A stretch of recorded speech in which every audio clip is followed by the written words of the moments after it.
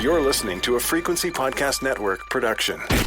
The Brock and Dalby Podcast. This is the Brock and Dalby Podcast. Welcome to Monday. My name is Brock. I'm Dalby. Kind of cool. If you listen to the stations that we're on, they're actually going to rebroadcast our show at night now. Yeah, and we're breaking into some new territory, like a young wrestler in the 70s. You'll be able to hear us in Alberta now. Yeah, pretty cool. Shipping us out west. Yeah. If you listen to the actual show, if you listen to the podcast, and at night, you can hear the same thing 3 times a day. We can be a big part of your days. We have the Brock and Dalby show from 5:30 to 9 in Kingston, North Bay, Sudbury, Sault Ste. Marie, and Timmins. Now, you can also hear us from 8 to 10 p.m. local time in all of those places, as well as Lethbridge, Medicine Hat, Grand Prairie, and Fort McMurray, which now that's 2 places I've actually lived that our show is on, Fort McMurray and Grand Prairie. There we go. Hey, Canadian content has never been so important. Yeah.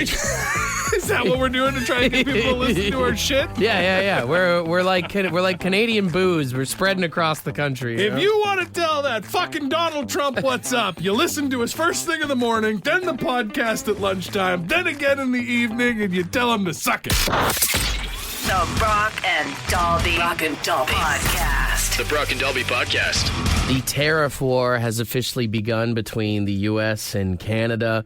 And at Saturday night's game in Ottawa there, fans got a little vocal towards the end of the U.S. national anthem.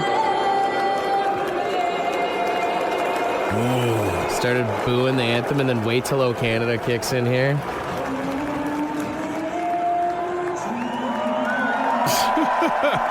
Fired up. It's interesting how this thing has made us more patriotic, you know? Dude, that's the loudest Ottawa Senators fans have been in a very long time. You're not wrong about that. I mean, I feel bad for the anthem singer because I'm sure in that moment of, you're very exposed when you're singing a national messes anthem. With you a little bit, yeah. For everybody to start booing, I'm sure she probably thought it was about her, but when they start cheering, that probably brought her back around. There's a part of me that feels like it's tasteless, but then I also get it. Well, it's not something that I would do. Like, I don't think I would boo the American national anthem because I don't think that it does what you want it to do.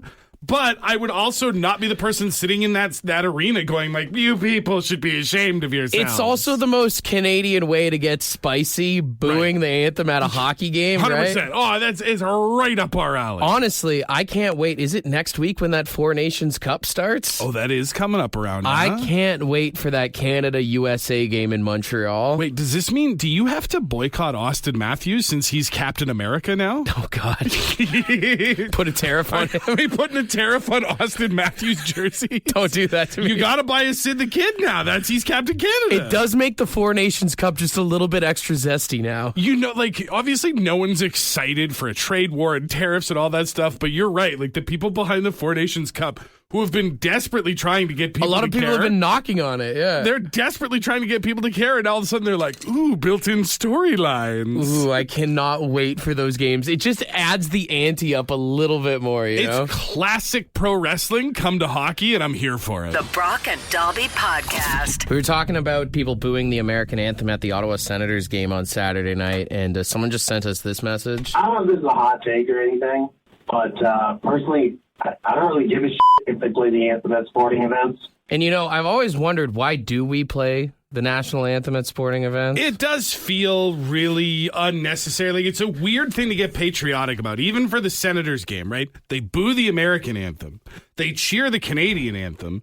Meanwhile, the first 2 players listed on the Ottawa Senators roster is Amadio from Sault Ste. Marie, Ontario, and Drake Batherson from Fort Wayne, Indiana. Mm-hmm. The teams are made up of players from all over the world. I was curious on how the national anthem thing started. Apparently, the first national anthem was actually in 1918 at the World Series between the Red Sox and the Chicago Cubs. It was just after the U.S. had entered World War I. And so instead of doing the 7th inning stretch, the house band at the Cubs game decided to do the Star Spangled Banner instead. Get the crowd riled up. And then because the war was going on, they just continued to do that. But the NHL, or at least in Canada, we didn't start doing it until 1946. Oh, okay. And then it okay. became a common thing there. And then in 1987, the NHL made it mandatory to do both countries to honor both countries. I see.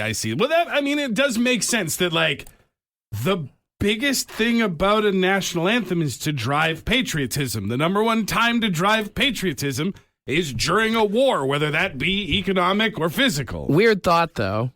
In our country, we all know that song.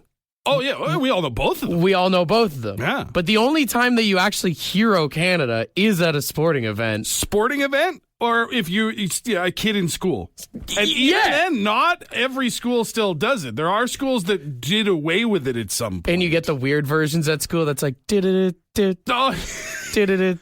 because they know that it's hard to keep kids entertained with the same song every day, so they try and spice it up. Ba, ba, ba. Yeah, you get the barbershop quartet. That was the best one. That was the best one. The Brock and Dalby Podcast. Did you know the Grammys were on last night? That's what they were talking about in the news. Yeah. I missed. Really? Does anybody even watch award shows anymore? Like, do they even really matter? I feel like it used to be a big deal when I was a kid. We'd sit down and watch the Grammys, we'd watch the Oscars, we'd watch the Teen Choice Awards, whatever. Hell, we used to even watch the Junos at one point. But yeah. Nowadays, like, I don't know, it feels like, one, the winner list is so easily findable afterwards, and two, like, I don't know, man. Just some of the people who win some of these awards, you just like, this doesn't make sense. How I found out the Grammys were going on last night was I logged on to Facebook and I saw this photo of Will Smith's kid, Jaden. Oh, yeah. Wearing a house on his head. Why has he got a house on his head? He's got like a dollhouse on his head. And his full head, like his face is the front door of this toy house. I don't get what he's going for. But is that what fashion is? Is this what we have to do to be fashionable now? I don't know. That just seems like what you do when you're like a little brother and you're goofing around. If you want to see the photo for yourself, text house to 762-555. He looks like a discount transformer. That's the only reason I found out that the Grammys were last night is I saw this photo going around and I was like, what the hell is this? I wish that I cared more about the Grammys, but the thing is that even at some point, I stopped caring about the awards, but I would still watch the Grammys because that would be like the one time a year you get these really cool collaborations between artists from different genres. But with social media, you don't even need to watch it. You could you see all the photos, the videos like the next day. That's just it. Like I'm looking up here now and I'm like, oh, it looks like they did like a big tribute thing to Quincy Jones. I bet that was really cool. I'll watch that later in like the comfort of my own bathroom. The last cool thing I remember from any award show was Chris Rock getting slapped, and I think 90% of us didn't even see that live on TV. No, and then here's Will Smith. He was the guy that introduced the Quincy Jones thing, so apparently we're over that now. I just feel like, even the awards themselves, they're so subjective in the world that we live in now. Movies, music, art, all that kind of stuff. Like, all the bands that I like would make people's ears bleed and would never win a Grammy, but they're my cup of tea, so it doesn't matter. Well, that's just it, right? Like it says Beyonce won Album of the Year, which, by the way, is hilarious for all the multi-million selling albums she ever put out, that she put out one country album and they gave her that award. For my money, it's a terrible album. I can't stand any of it. Does that mean it's bad? No, it just means I don't like it. But if you're going to give it Album of the Year, now the award means less to me. I think if they want more people to watch these award shows, they need to put them on streaming services and kind of do like a live voting thing is what we should do. And then you should be able to put in who you want to vote for. A write-in vote? Yeah, like the NHL All-Star Game when everyone voted in John Scott that one year. Like you just sit there and we all vote Crazy Frog in every category. Well, I was going to say, the only problem with your idea, I love the idea of a little bit of audience interaction. But if you open it up to the internet, then Rick Astley's Never Gonna Give You Up is gonna win every Grammy every year. The Brock and Dalby Podcast. We were talking about how no one watches these award shows anymore. A friend of the show, John, texted in and said for the Grammys, they should just have a battle of the bands and then we can vote on it. Oh, dude, yeah, like, because they already do, like, the musical performances throughout the night, and it's generally the bands that are in for sort of the bigger awards. But you're right. Instead of just having them go up and perform just for fun, get a judging panel. Whatever category it is. Right? Yeah. Oh, dude, even better for the Oscars or the Golden Globes. Like, you want to have who's the true best actor. You have them go up and do like a monologue in front of everyone else. Ooh, little Shakespeare up Yeah, on like stage. it's drama class or something. That would be sick. Also, like, you'd probably get some pretty cool moments. Like, again, the best part of the Grammys these days is the clips that come out of the musical performances. Now, if they're not just doing it for fun, but they're competing for an award with like a cash prize, you'd probably get some amazing content. I would love to see during the acting one just be like, cry for me. Cry. You want to win best drama? I want to see. This is how you spice up any award show. Because right now, what do you get, right? Here's all your nominees, and the winner is, bleh, and they come up and they give some dumb speech. Thank God, thank my producer, thank my husband, my wife, blah, blah, blah, blah, blah. Don't give them the speech. Have the winner come up and take the award, and the runner-up gets to make a speech. Now, that's who I want to hear from. Oh, man, even better, you have all 4 of the, like, nominees come up, and they all have to say something nice about the winner. That's part of the award. Yeah. You have to give them their flowers. At the very least, keep the camera on all of them. That's the thing. You're showing me the person I care the least about. They're happy. I know they're happy. Show me the angry people that didn't win. This is the Brock and Dalby Podcast. Starting tomorrow at LCBO's, you'll only be able to get Canadian booze, as old Dougie Ford has announced that they will stop selling U.S.-made alcoholic beverages effective tomorrow. Can I just say that my favorite part about this edict is that it is now traitorous and unpatriotic to ice somebody. Yes. If you hit somebody with a Smirnoff Ice, are they made in the States? You are turning your back on this country. Damn, dude. That's my favorite thing. We got to start teeing people. Twisted Teas? Twisted Teas are Canadian. Okay. We can start teeing each other. But we got to change something. I'm interested to see how the LCBO is going to be today. Lots of people probably stocking up. Oh, my God. Yeah, I mean, that's the thing is I'm seeing a lot of the sentiment online of people who are like, if the U.S. wants a trade war, then we're in. We're only going to buy Canadian products of Canada. We're going to support Canada and not buy American. But you also know that there's a good handful of people that are like, if I don't have 6 bottles of Jim Beam and a case of Bud Light at home ready for me, I don't know what I'm going to do with myself. And I mean, like, beer-wise, don't freak out. It doesn't mean you have to just drink Carling. Like, there's so many great beers just here in Ontario alone. You mean you just Spearhead, McKinnon Brothers. Oh, absolutely. Full Beard, Outspoken Brewing, Stack Brewing. Like, there's so many amazing companies all throughout Ontario, just Ontario. Gateway City is another great one. That will keep you stocked up without having to, like, lower yourself. For all the moms out there, don't worry, Jackson Triggs is Canadian. Oh, good.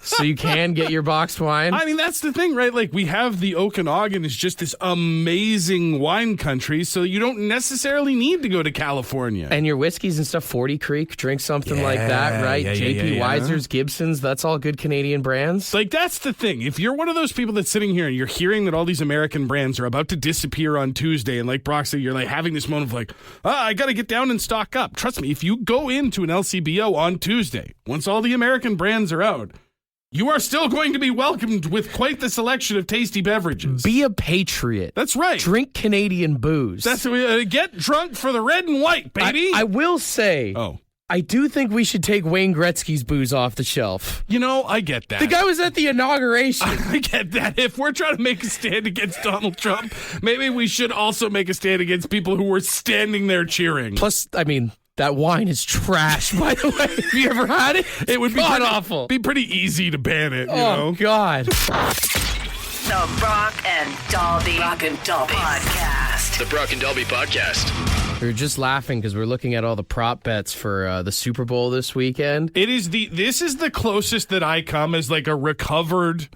gambling degenerate to falling back off the wagon is Super Bowl prop bets every year. I mean, you've got the classic ones of like, how long's the national anthem going to take? Is a player or a coach going to cry? Yeah, but you could bet good odds because the Eagles coach did cry 2 years ago. Absolutely. You can always bet on the color of the Gatorade. Yeah. You can always bet on who's going to touch the trophy first, whether it's the owner or a player. There's some really like dark ones this year. Ooh. Will a player leave a game and not return due to concussion protocol? Oh, damn. Jesus. You can also bet on who the Super Bowl MVP will thank first. Teammates is 3-1, coach is 12-1 odds, family is 12-1, God 3-1, owner 12-1, and does not thank anyone. Actually, that would be a power move, dude. To be named the MVP of the Super Bowl and just go up and be like, "I did this for me, because of me. I did it by myself." I'd respect it. That would be incredible. I mean, if Pat Mahomes wins MVP, he's got to thank The refs and Roger Goodell. Thanking right? the refs should be in there. That should be an option. Another one is number of beers sold at the Superdome in New Orleans. Damn. They've got either over 120,000 or under 120,000. Now, there is 76,000 seats in the building. I take the over. You got to take the over. That's a walk. That's an average of 2 beers in the building? Come on. My favorite Super Bowl prop bet. Yeah. If the Chiefs win, will Andy Reid be doused in barbecue sauce after the game? Are we talking about by the players or privately at home? I don't know. It doesn't specify. Who's keeping an eye on Andy to make sure at no point does barbecue sauce touch that porcelain skin? Minus 15,000 at no, but there's still a chance, you know? Bet $1 on yes, you never know. So you're saying there's a chance. Change your life, brother. The Brock and Dalby Podcast. I got together with the family on the weekend there. Got to see my mom. My stepdad came out from the island to come and visit. A lot of uncles and aunts and cousins and stuff like that. We had a little bit of a family gathering, and it was good, except for it was the first time that my girlfriend Mallory and her daughter Mavis were meeting a lot of members of my family. That's a lot of pressure, man. I mean, you got to tell the family to be cool. Well, that's just it. Like, I didn't have a chance to kind of do that beforehand, or I didn't even really think to, because, you know, especially like the family that's out west, I don't see them all that often. So sometimes I forget that we're kind of weird. Or just like, it's like when you get into a hot tub, you've been there for a while, you just get used to the heat. I forgot to warn anybody about it. We do this thing. This is so dumb. It's called the sock knot game. A sock knot? And apparently it goes back to a story about like a great uncle or something like that, who came home one day to find all of his socks had been taken out of the drawer, de-paired, and then each sock had a knot tied in it, like tied in itself. Okay. And it was because his missus thought that he was running around on the town cheating on her. And so this started a thing? That was her revenge, was to tie the socks, and it became like this inside joke in our family, where if a bunch of people are sitting around and you're indoors, so shoes off, you try to steal the sock off of somebody's foot and tie it in a knot before they can get it back from you. Please tell me someone just stole your girlfriend's sock off her foot out of nowhere. No, it wasn't my girlfriend's sock. Thankfully, she didn't get introduced to it the hard way, but my cousin Adam on my uncle's side did get my sock. I was distracted by my own son, betrayed me, and my cousin grabbed my sock with a quickness I didn't know he had in him, tied it in a knot. Now I'm just sitting there barefoot trying to untie my own sock. And then I looked over, because we're all laughing, right? This is a normal thing in the house. And your girlfriend's like, oh, this family just has a foot fetish. Right? My girlfriend's just looking at us like, is everything okay? What just happened? Especially her daughter, who's like 11 years old, is now on high alert, like sitting on her own feet, being like, please, nobody take my socks off. I don't want to deal with this. And you have to have that moment of like, okay, so listen, my family's kind of weird. We like feet. It's not a foot thing. Don't make it a foot thing. It's a tribute to a great uncle, okay? That's all it is. My family has this tradition where we get in arguments and don't talk to each other for years. See? And if somebody comes over for the first time, sometimes you have to explain that to them too. Yours seems a lot more healthy. The Brock and Dalby Podcast. Anytime someone comes to meet the family, they always have to explain me personally. What did you do?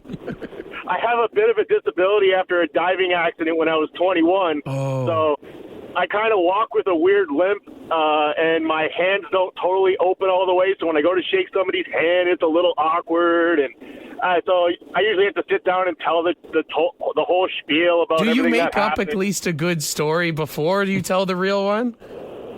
I don't know what the significant others of my family might tell their said boyfriend or girlfriend, but it's usually a laugh at the end. Your family's just telling all these stories like you're in the circus or something before they meet you. Yeah, I'm a bit of a sideshow freak. He said he's never going to unball his fist until the Leafs win the Stanley Cup. Or the Lions win the Super Bowl. Well, you're screwed either way, brother. Yeah, we'll all hold our breath. Yeah, it's a little awkward sometimes. Well, you sound like you handle it well. It's been 20-something years. I'm used to it. There you go. We got another text in here from Ashley at 762-555.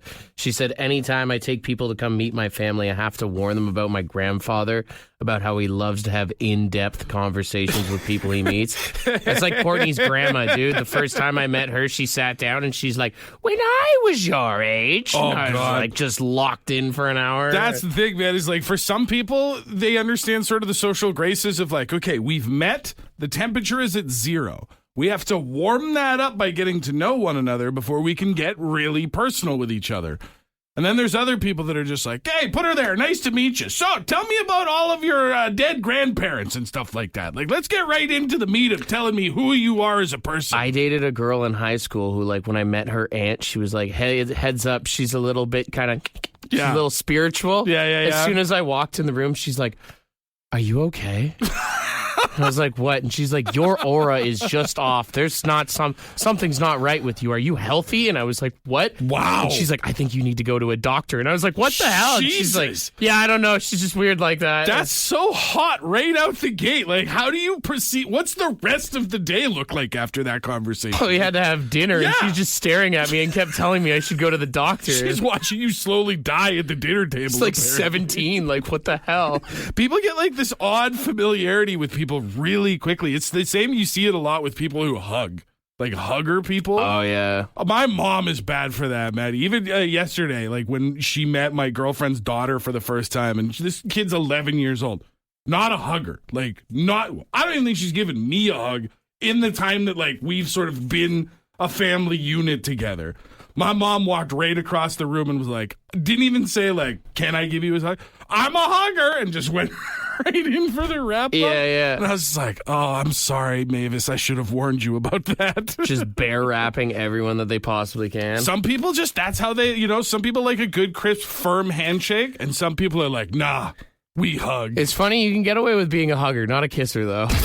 This is the Brock and Dalby Podcast. You know those BuzzFeed quizzes that are so much fun?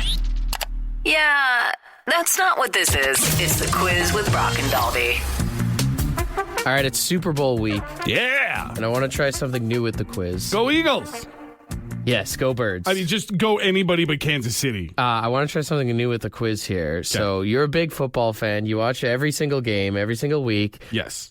I Now- try to. now It's what- harder as a dad. What I want to do is I want to run through all the TV channels that broadcast football games. Okay. I'm going to give you the TV channel. You have to sing me their theme song. Okay. I mean, well, it's more of like a humming, beatboxing. Sure. They don't have words. Sure. Yeah. And we'll see if you get it right. all Unless right? you're looking for all my rowdy friends are coming over tonight. You want a little Hank Williams? Huh? We will start here. When I say the NFL on Fox theme song, how does that one go? Oh, NFL on Fox is the bum bum bum bum, isn't it? Like the NFL on Fox? oh no, sorry. NFL on Fox is Think of Cletus.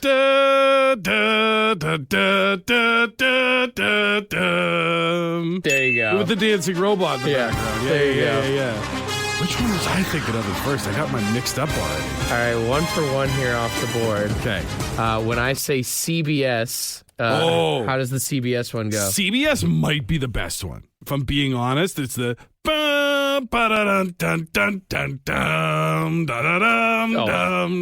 yeah, like that's some like Lord of the Rings, orcs going to war music. Honestly, yeah, it is good war music. Yeah. 2 for 2 here on the board here. When I say the NFL on NBC, or at least Sunday Night Sunday Night Football. Okay, Yeah. see that, and that one's very similar because that was like Again.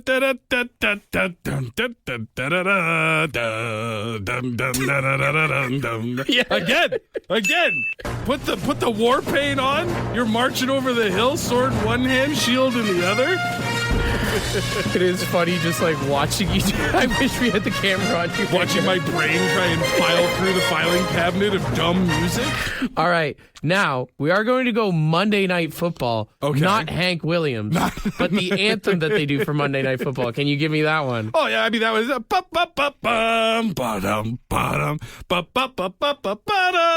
There we go. You had to have the tone change. Yeah. That was great. 4 from 4 here. Okay. What's the fifth one?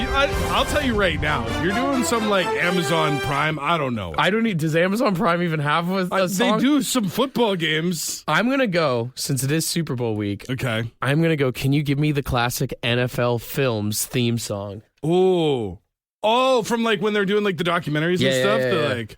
There it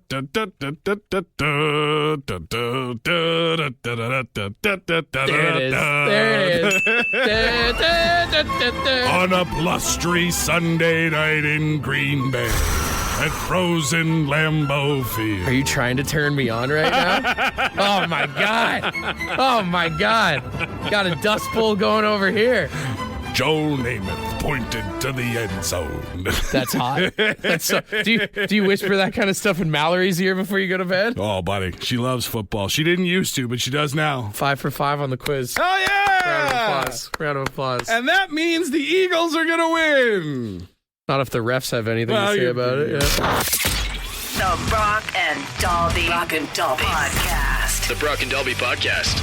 Get up, come on, get down with the sickness. Get up, come on, get down with the sickness. Since everybody is down with the sickness, we are playing Down with the Sickness for $100 in Lotto Max tickets for tomorrow night's jackpot. $10 million jackpot up for grabs. Somebody won back on Friday. So the jackpot's reset, but $10 million still nothing to sneeze at. So we've got 3 contestants on the line this morning, and what they need to do is they need to pretend that they're calling and leaving their boss a voicemail. Right. Because they're trying to get the day off of work. Yeah, you don't want to go in, whether you actually have the sniffles or not. That's your decision creatively to make, but you got to leave that voicemail that's going to convince your boss that it's okay for you to not be in today. You have 10 seconds to do so, and here's how it's gonna work. Hey, it's me, your boss. Leave a voicemail after the tone. And then you have 10 seconds. You got 10 seconds. And then you got 10 seconds. Who Right? the hell was that, by the way? That's the boss. Hey, it's me, your boss. That's the boss. What do you mean? All right. If you're not one of our 3 contestants, you are still a judge. So let us know who has the best fake sick phone call this morning. We will start on line 1 here. Hey, good morning. Who's this? Good morning. It's Lynn. Lynn. All right. You understand how the game works? I do. All right. Okay. You ready to get going here? Yep. All right. 3, 2, 1. Hey, it's me, your boss. Leave a voicemail after the tone. I don't know if I called the right number. I hope so. Oh, wait. I think I'm going to toss my cookies. It's Lynn. I won't be in. Sorry. Oh, Jesus. It was the Good job, Lynn. Good job. Stay on hold, all right? Okay. All right, that was Lynn on line 1. Damn. Let's see who's on line 2. Hey, good morning. Who's this? It's Geet. All right, buddy. You understand how the game works, right? Yes. All right. We'll count you in here. 3, 2, 1. Hey, it's me, your boss. Leave a voicemail after the tone. I won't be in today. I had a bad case of the runs last night. I was in the washroom all night. Sorry. Just short and sweet. Guy's not here to tell a story. Guy had the runs, and he's not coming in. Always a valid excuse. Honestly. Nobody wants to deal with your crap at work. All right. We move on here to line 3. Hey, good morning. Who's this? Good morning. It's Bruce. Bruce. All right. You're in the sweet spot here. What do you think of your competition so far? Oh, they're pretty good. All right, Bruce. Let's see if you can one-up them all. You ready? Ready to go. Hey, it's me, your boss. Leave a voicemail after the tone. Yeah, Dominic, I can't make it in today, man. It's like a 2-pronged fire hose in here. The dog's sick. And the wife is at the mother. She says she can't deal.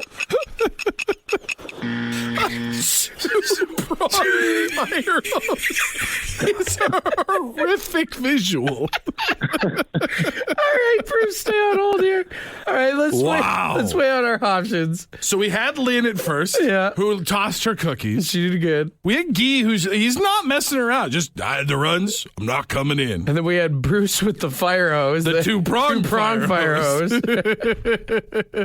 I liked all three. I will say there's something about the simplicity of Guy's that I appreciate, but I think we were kind of asking for something elaborate for the contest. Church it up a little bit. I don't know. I got to give it to Bruce, man. Lynn's voice does help with this contest, but two-pronged fire hose is going to live in my memories forever. The text line seems to agree. Bruce, are you still there, my man? Yeah, I'm still here. You get a ding and a round of applause, and get that fire hose looked at, all right? Oh, and of course, you do get $100 in Lotto Max tickets. Oh, yeah. Right on. If you do happen to win, you got some nickels and dimes for the fellows over here. Without a doubt, boys. This is the Brock and Dalby Podcast. Ed's word of the day. Let's see what he's got. Good morning. Today, his word is pinnacle. Pinnacle. Pinnacle? F-I-N-I-C-A-L. Pinnacle. Pinnacle. Oh, and it's over particular or finicky. Oh, that drives me freaking nuts. But anyways, that just about does it. Have a great one. Cheers her up. Finnical, basically finicky. Finical sounds like how someone who's really finicky would say finicky. Yeah. You know what I mean? Like someone who's got their nose up in the air is quite finical. Yeah. I mean, dude, you could even say like metal fans are very finical. Oh, for sure they are. Right? Absolutely. You get down to all the stuff like real metal fans never call themselves metal fans. They'll tell you the exact very small slice of the pie. into black Norwegian death metal myself, actually. All right, man, nobody asked for your finical answer. Just tell me you like metal. Jesus. I mean, honestly, if you have kids and they're fussy eaters, a great way to make it sound better is, they're just a little finical. You know what? He's 8 years old. He's a little finical. It's bound to happen. Do you happen to have chicken tenders? We have a finical child at the table. I'll take your finest Schneider's tubed meats, please, for my finical son. Finical. Use it wherever you can, all right? For more Brock and Dalby, tune in weekday mornings 5:30 to 9. The Brock and Dalby podcast is brought to you by badshop.ca, the Brock and Dalby merch store. With all proceeds going to the Canadian Cancer Society.